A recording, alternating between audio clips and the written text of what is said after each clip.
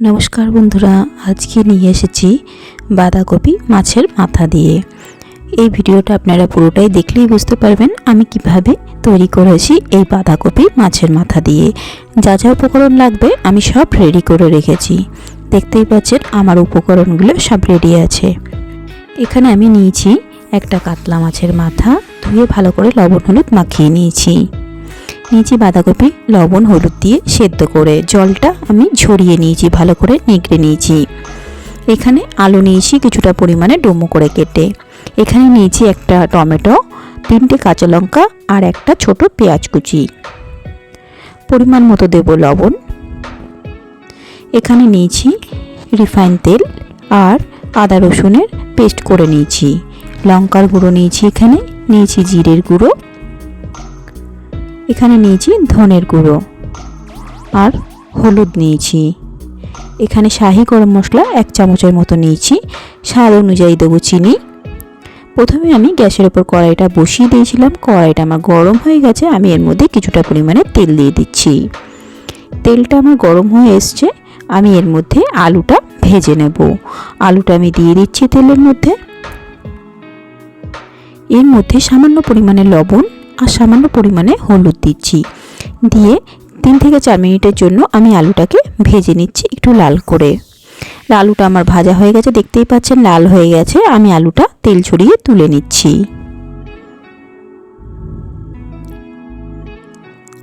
এরপর আমি মাছের মাথাগুলো দিয়ে দিচ্ছি।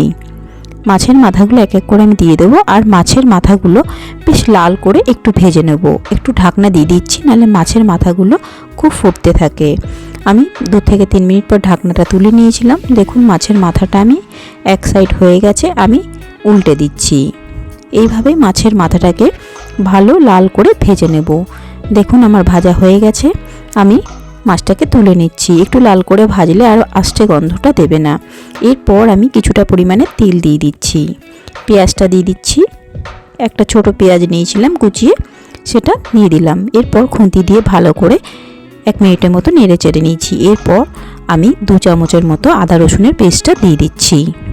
আদা রসুনের পেস্টটা দিয়ে ভালো করে একটু নেড়ে চেড়ে নেব, যাতে কাঁচা গন্ধটা চলে যায়।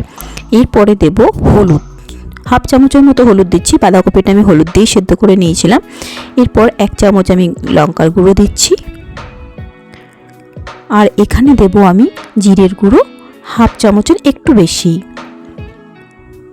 ধনের গুঁড়োটাও সেম দেব। এরপর খুন্তি দিয়ে একটু নেড়ে চেড়ে দিচ্ছি। গ্যাসের ফ্লেমটা একদম মিডিয়ামই রাখবো। এর মধ্যে সামান্য পরিমাণে একটু জল অ্যাড করে দিচ্ছি, নাহলে মশলাটা পুড়ে যাবে। এর মধ্যে আমি আলু ভাজাটা দিয়ে দিলাম। দিয়ে একটু মশলাটাকে ভালো করে 2 থেকে 3 মিনিট কষিয়ে নিচ্ছি। দেখুন আমার কষানো হয়ে গেছে। এর মধ্যে টমেটোটা দিয়ে দিচ্ছি।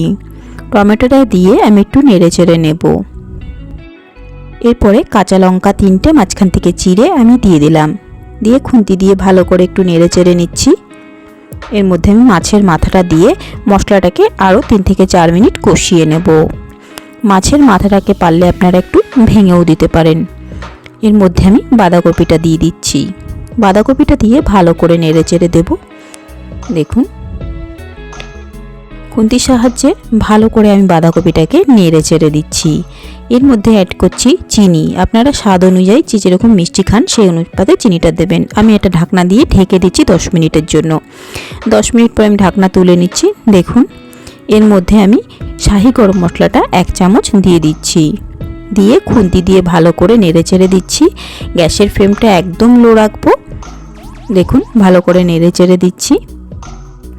এরপর আবার ঢাকনা দিয়ে আমি 5 মিনিটের জন্য রেখে দিচ্ছি গ্যাসের ফ্লেমটা লো করে। 5 মিনিট পর আমি ঢাকনাটা তুলে নিচ্ছি। দেখুন আমার রেডি হয়ে গেছে মাছের মাথা দিয়ে বাঁধাকপি। আমি এরপর একটু নেড়ে চেড়ে নামিয়ে নিচ্ছি। আপনারা গরম গরম ভাতের সাথে এই মাছের মাথা দিয়ে বাঁধাকপি পরিবেশন করুন। বন্ধুরা কেমন লাগলো অবশ্যই জানাবেন। ভালো লাগলে লাইক শেয়ার সাবস্ক্রাইব করতে একদমই ভুলবেন না।